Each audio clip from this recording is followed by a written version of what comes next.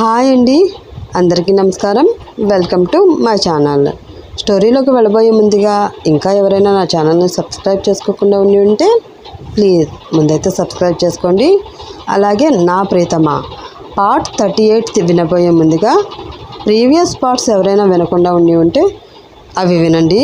అలాగే ఇక్కడ నుంచి స్టోరీ చాలా ఇంట్రెస్టింగ్గా ఉంటుందండి, ఎవ్వరు మిస్ అవ్వద్దు. ఇంకా ఈ పార్ట్లోకి వెళ్ళిపోదాం. నా ప్రీతమ పార్ట్ 38. మైత్రి కనిపించట్లేదని కంగారు పడుతూ ఉంది సునీత. తర్వాత ఏం జరిగిందో చూద్దాం. వాడిపోయిన మొహాలతో హాల్లోకి వచ్చిన సునీత వాళ్ళని చూసి, సునీత, మైత్రి ఏది అని అడిగింది సంయుక్త. అక్క, అది మైత్రి అని నీళ్లు నములుతూ ఉంది సునీత.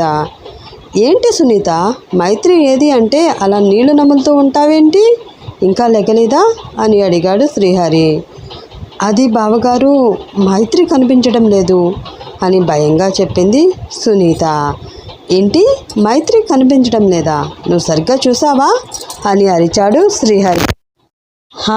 చూసాం డాడ్, కానీ ఎక్కడా మైత్రి లేదు అని అంది మనోజ్ఞ. ఆ మాట విన్న గోపాలరావు వరలక్ష్మి మొహాలలో ఫీలింగ్స్ మారిపోయాయి. అందరిలో ఒక్కసారిగా టెన్షన్ స్టార్ట్ అయింది. మోక్షిత్, మైత్రి ఎక్కడికి వెళ్ళిందో చూద్దాంరా అని అతన్ని తీసుకుని బయటికి వెళుతూ ఉన్నాడు మయూర్. శైలజ సుదర్శనలకి ఒక్కసారిగా గతం కళ్ళ ముందు కదిలింది. ఒకప్పుడు నేను కూడా ఇలానే చేశాను కదా, అప్పుడు వీళ్ళు నా గురించి కూడా ఇంతే కంగారు పడి ఉంటారు అని గిల్టీగా ఫీల్ అవుతూ ఉంది శోభ. ఆమె మనసుని అర్థం చేసుకున్న భానుప్రసాద్ ఏమీ అవదు అన్నట్లు ఆమె భుజం మీద చేయి వేశాడు. అక్కడే ఉన్న బంధుమిత్రుల్లో సన్నగా గుసగుసలు మొదలయ్యాయి. అప్పుడే మమ్మీ అన్న మైత్రి వాయిస్ వినిపించడంతో అందరూ గుమ్మం వైపు చూశారు. అక్కడ మెడలో పూలదండలు వేసుకుని అద్వైత్ పక్కన నిలబడి ఉంది మైత్రి. ఆమెకి పెళ్లి అయ్యింది అనడానికి గుర్తుగా ఆమె మెడలో పచ్చని పసుపు తాడు వేలాడుతూ కనిపిస్తూ ఉంటే అది ఊహించని కుటుంబ సభ్యులందరూ షాక్ అయ్యారు. మైథిలికైతే బ్రెయిన్ పనిచేయడం ఆగిపోయింది. ఆ దంపతులను చూసి కోపంతో పిడికిలు బిగించి అంకిత్కి ఫోన్ చేసి అర్జెంటుగా ఇక్కడికి రారా అని ఆర్డర్ వేశాడు గోపాలరావు. అతనికి పారిపోయి పెళ్లి చేసుకుని వచ్చిన కాబోయే కోడలి కన్నా తెల్లవారితే పోయే తన పరువు గురించే కంగారు ఎక్కువగా ఉంది. ఎన్నో కలలు కంటూ ఎంతో ఆనందంగా ఉన్న కన్న కొడుకు కలలు అన్నీ ఒక్కసారిగా కుప్పకూలిపోవడంతో గుండె పగిలిపోయినంత బాధ కలిగింది వరలక్ష్మికి.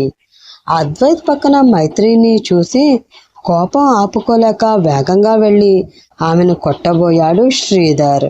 అది ముందుగా ఊహించడంతో గాలిలోనే అతని చేతిని పట్టుకుని ఆపి, మిస్టర్ శ్రీధర్ గారు, మీరు చెయ్యెత్తి కొట్టబోయేది మిస్సెస్ మైత్రి అద్వైత్ కృష్ణ మీద అని గుర్తుపెట్టుకోండి. ఈ ప్రపంచంలో ఈ అద్వైత్ గురించి బాగా తెలిసిన వ్యక్తుల్లో మీరు మొదటి స్థానంలో ఉంటారు. అలాంటి మీరు నా భార్యని ఏమీ అనే అంత సాహసం చెయ్యరు అని నేను అనుకుంటున్నాను అని తన కోల్డ్ వాయిస్తో అన్నాడు అద్వైత్. అతన్ని తలుచుకుంటే ఏం చేయగలడో తెలిసిన శ్రీధర్ మైత్రి వైపు చూస్తూ అంత ధైర్యం కూడా చేయలేకపోయాడు. అది చూసిన అద్వైత్ వంకరగా నవ్వుకున్నాడు. అతని నవ్వు చూసిన మోక్షిత్కి ఒళ్ళు మండిపోతూ ఉంది. ఇప్పటికిప్పుడే అతన్ని నరికి చంపాలి అన్నంత కోపం వస్తున్నా దాన్ని పంటి బిగువన అణిచిపెట్టి ఏమీ చెయ్యలేని నిస్సహాయ స్థితిలో అలా చూస్తూ ఉండిపోయాడు. మైత్రి ఇలా చేసిందంటే నమ్మలేక జరుగుతున్న దాన్ని బొమ్మలా చూస్తూ ఉన్నారు మయూర్, మనోజ్ఞ. చూడండి మిస్టర్ అద్వైత్ కృష్ణ గారు, మీరు అనే మీ భార్యకి ఈ ఇంటితో ఏ సంబంధం లేదు. దయచేసి తనని ఇక్కడి నుంచి తీసుకువెళ్ళండి అని తన 2 చేతులెత్తి నమస్కరించి చెప్పాడు శ్రీధర్. థ్యాంక్ యూ, త్వరగా అర్థం చేసుకున్నారు. నాకు కూడా ఇక్కడ ఉండాలంటే చాలా చిరాగ్గా ఉంది అని బలంగా మైత్రి చేతిని పట్టుకుని లాక్కుని వెళుతూ ఉన్నాడు అద్వైత్. అతని పట్టుకి ఆమె చేతికి ఉన్న గాజులు పగిలి ఆమె చేతికి గాయమయ్యి రక్తం కారుతూ ఉంది. అయినా అతని నుండి తన చేతిని విడిపించుకోవాలని కూడా ప్రయత్నం చేయకుండా ఒక ప్రాణమున్న బొమ్మలా అలా అతని వెనకాలే వెళుతూ ఉన్న ఆమెకి ఎదురుగా వచ్చాడు అంకిత్. అతన్ని చూసి ఆగాయి అద్వైత్ అడుగులు.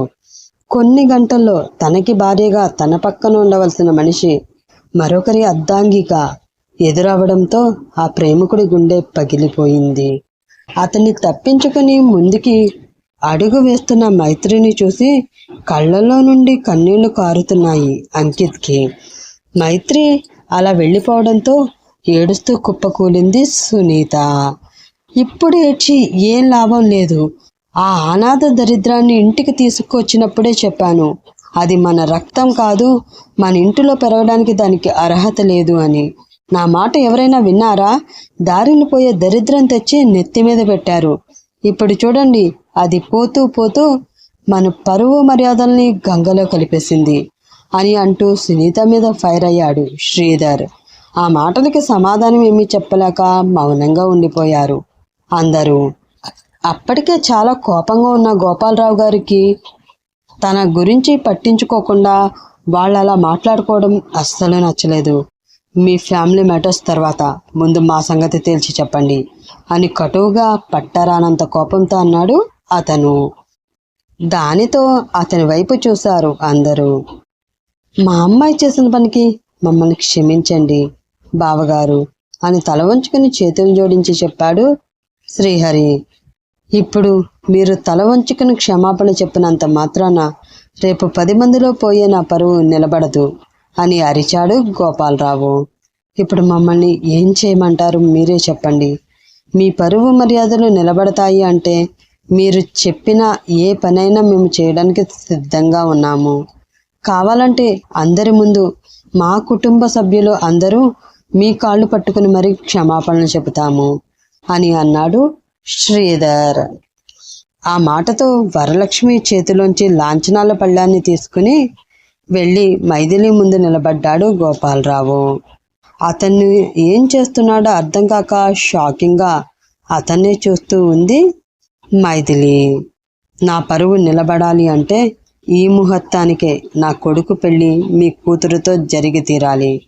ఈ పెళ్లి చేసుకోవడానికి మీరు సిద్ధమేనా అని అన్నాడు గోపాలరావు. ఆ మాట విని షాక్ అయ్యారు అందరూ. అప్పుడే బాధ నిండిన మనసుతో అక్కడికి వచ్చి అక్కడ జరుగుతున్నది చూసి, డాడ్ మీరేం చేస్తున్నారో మీకు అర్థమవుతుందా అని అరిచాడు అంకిత్. నాకు తెలుసు అంకిత్, నా పరువు నిలబడే పని నేను చేస్తున్నాను అని అన్నాడు గోపాలరావు. దానికి ఎట్టి పరిస్థితుల్లోనూ నేను ఒప్పుకోను డాడ్ అని అన్నాడు అంకిత్. నీకు ముందే చెప్పాను అంకిత్, నా పరువు పోయే పరిస్థితి వస్తే నేను ప్రాణాలతో ఉండను అని. ఇప్పుడు అదే పరిస్థితి వచ్చింది. ఇక నిర్ణయం నీ చేతిలో ఉంది. ఈ పెళ్లి చేసుకుని నా పరువు నిలబెడతావా లేక కొంచెం విషయం ఇచ్చి నన్ను చంపుతావా అని నువ్వే నిర్ణయించుకో అని అన్నాడు గోపాలరావు. ఆ మాటతో సైలెంట్ అయిపోయాడు అంకిత్. ఇప్పుడు ఎటూ తేల్చుకోలేని అయోమయ పరిస్థితిలో పడిపోయాడు అతను. అతని నిర్ణయం విని అందరూ షాక్ అయ్యారు. ఆ షాక్ నుండి ముందుగా తేరుకుని, అమ్మా మైథిలి ఆ చీర తీసుకో అమ్మా అని అన్నాడు శ్రీధర్. ఆ మాట విన్న మైథిలి నెత్తి మీద పిడుగు పడినట్లు ఫీల్ అయ్యింది. కళ్ళ నుండి నీళ్లు కారుతూ ఉంటే డాడ్ అని పొడిగిపోయిన గొంతుతో అంది మైథిలి. సునీత, గౌరీ పూజకి సమయం అవుతుంది, మైథిలిని తీసుకువెళ్ళి ఆ చీర కట్టి తీసుకురా అని అన్నాడు శ్రీధర్. ఆ మాటతో తనకి వేరే దారి లేదని అర్థమైంది మైథిలికి. సునీత మైథిలి దగ్గరికి వెళ్ళి అది తీసుకో అన్నట్లు మైథిలిని చూసింది.